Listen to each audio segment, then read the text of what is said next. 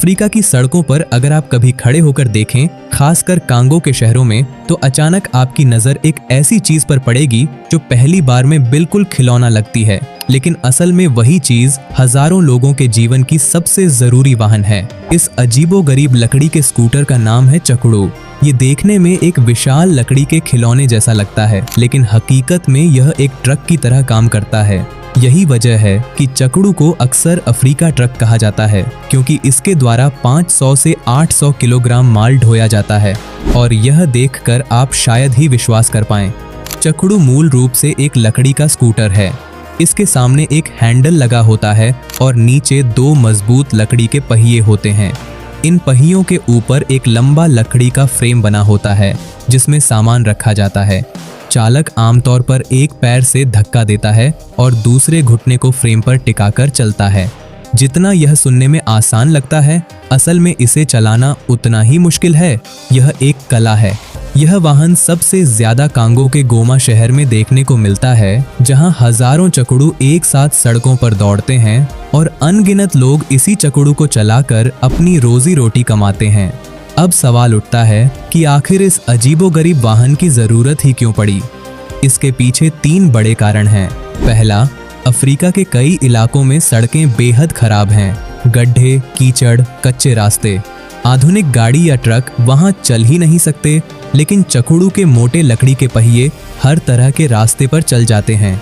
दूसरा कारण है आर्थिक तंगी। ज्यादातर अफ्रीकी लोगों के पास ट्रक या मोटरसाइकिल खरीदने के पैसे नहीं होते, जबकि चकड़ू एक मोबाइल फोन से भी सस्ता होता है। तीसरा कारण है स्थानीय उपलब्धता। चकड़ू पूरी तरह से लकड़ी, पुराने लोहे के रॉड और रबर के टुकड़ों से हाथों हाथ बनाया जाता है, जिसके लिए किसी महंगी फैक्ट्री की जरूरत नहीं होती। इन शहरों में चकड़ू का इस्तेमाल हर जगह होता है। बाजार से चावल, सब्जियां, लकड़ी, कोयला, सब कुछ इसी पर ढोया जाता है। कई बार तो लोग चकड़ू पर छोटे पुल के हिस्से या बड़ी मशीनें भी ढो लेते हैं। बहुत से लोग चकड़ू को किराए पर चलाते हैं, यानी दूसरों का माल एक जगह से दूसरी जगह पहुंचाकर पैसे कमाते हैं। यह उनके लिए रोजगार का जरिया है। अब आते हैं चकड़ू बनाने की प्रक्रिया पर, जो शायद सबसे दिलचस्प हिस्सा है। यह कोई फैक्ट्री का उत्पाद नहीं है, बल्कि पूरी तरह से हाथ से तैयार किया जाता है। सबसे पहले मजबूत और टिकाऊ लकड़ी चुनी जाती है, जैसे मुहोगो, मुकुलुंगू या मबो। कारीगर बहुत ध्यान से देखता है कि लकड़ी पूरी तरह सूखी हो, उसमें कोई दरार न हो, क्योंकि पूरा वजन इसी लकड़ी को सहना है। अगर लकड़ी में पहले से दरार होगी तो वह चलते समय टूट सकती है। लकड़ी चुनने के बाद उसे जरूरी लंबाई में काटा जाता है और एक मजबूत लंबा फ्रेम बनाया जाता है। यह पूरी गाड़ी की रीढ़ होती है। फिर आते हैं पहिए, जो बनाने में सबसे मुश्किल होते हैं। कारीगर एक बड़े लकड़ी के लट्ठे को हाथ से तराशता है, काटता है, घिसता है और धीरे धीरे उसे बिल्कुल गोलाकार बना देता है। यह काम बहुत बारीकी से करना पड़ता है, क्योंकि जरा सी भूल पूरे पहिए को बेकार कर सकती है। कभी कभी पहिए के बाहरी किनारे पर पुराने ट्रक के टायर का रबर चढ़ाया जाता है, ताकि वह कम घिसे और सड़क पर पकड़ बना सके। पहियों के बाद सबसे महत्वपूर्ण हिस्सा है एक्सल, यानी मध्य की लोहे की छड़, जो दोनों पहियों को जोड़ती है। इसके लिए अक्सर पुरानी गाड़ियों के पुर्जे या मोटी लोहे की रॉड इस्तेमाल की जाती है। यदि एक्सल सही से नहीं लगा तो चकड़ू टेढ़ा चलेगा और चलाना बहुत मुश्किल हो जाएगा। फिर बनता है मुख्य फ्रेम या बॉडी, जो एक लंबी लकड़ी के बीम जैसा होता है। इसके एक छोर पर हैंडल होता है, बीच में सामान रखने की जगह और पीछे घुटना टेकने का मंच होता है। हैंडल दिखने में साइकिल के हैंडल जैसा होता है, लेकिन यह स्टीयरिंग सिस्टम नहीं है, क्योंकि चकड़ू के सामने कोई मुड़ने वाला पहिया नहीं होता। असल में चालक अपने शरीर का वजन बदलकर और हैंडल से संतुलन बनाकर चकड़ू को मोड़ता है। अब आता है चकड़ू का सबसे अनोखा हिस्सा, घुटना रखने का प्लेटफॉर्म। यह एक छोटे लकड़ी के बेंच जैसा होता है, जिस पर चालक अपना एक या दोनों घुटने टेक कर चलता है। इस प्लेटफॉर्म का डिजाइन ऐसा होता है कि चालक लंबे समय तक आराम से चल सके। और सबसे दिलचस्प है इसका ब्रेक सिस्टम। यहाँ न तो कोई डिस्क ब्रेक है और न हाइड्रोलिक सिस्टम।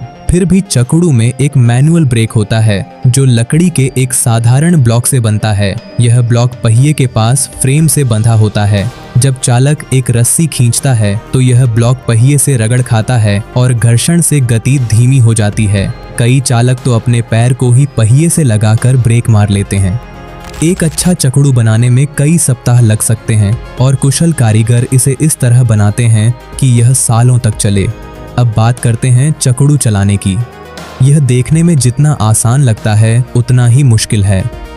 चालक पहले एक पैर जमीन पर रखकर गाड़ी को धक्का देता है, जैसे बच्चे अपना स्कूटर चलाते हैं, और जैसे ही रफ्तार पकड़ता है वह अपने दोनों घुटने प्लेटफॉर्म पर टिका देता है।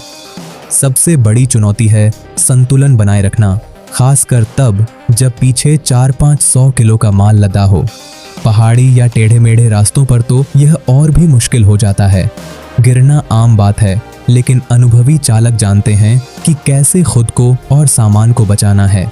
ढलान पर चकड़ू का सबसे फायदा है, बिना किसी ईंधन के यह अपने आप तेजी से दौड़ता है। चालक को बस संतुलन बनाना होता है, लेकिन चढ़ाई पर उसे सामान उतारना पड़ता है, फिर गाड़ी खाली ले जाकर ऊपर ले जाना पड़ता है या दूसरे चालकों की मदद लेनी पड़ती है। चकड़ू को लेकर कुछ मजेदार तथ्य भी हैं। यह इतना लोकप्रिय है कि स्थानीय लोग प्यार से इसे अफ्रीका की लैम्बोर्गिनी कहते हैं। मजाक में कहा जाता है कि यह दुनिया की एकमात्र गाड़ी है जिसे पेट्रोल नहीं, पसीना चाहिए। एक कुशल चालक एक दिन में कई ट्रिप लगाकर $5 से $10 तक कमा सकता है, जो कई बार स्थानीय नौकरी से भी ज्यादा होता है। इसके अलावा चकड़ू में ना पेट्रोल डलता है, ना डीजल, ना बैटरी। यह पूरी तरह से मानव चालित है, इसलिए इसमें बिल्कुल भी प्रदूषण नहीं है, कोई धुआं नहीं, बस पहियों की हल्की सी आवाज। और शायद चकड़ू की सबसे बड़ी ताकत इसका रखरखाव है। आधुनिक गाड़ियों में छोटी सी खराबी पर बड़ा खर्चा हो जाता है।